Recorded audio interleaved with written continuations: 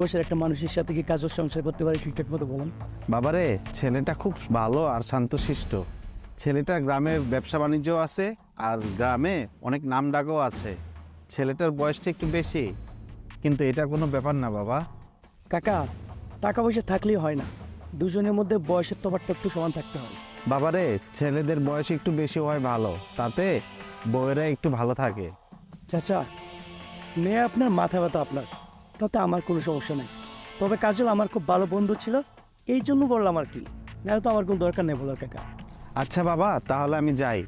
যাত্রাপথে খারাপ কথা বলতে নেই। ঠিক আছে কাকা, জানি। আচ্ছা ঠিক আছে।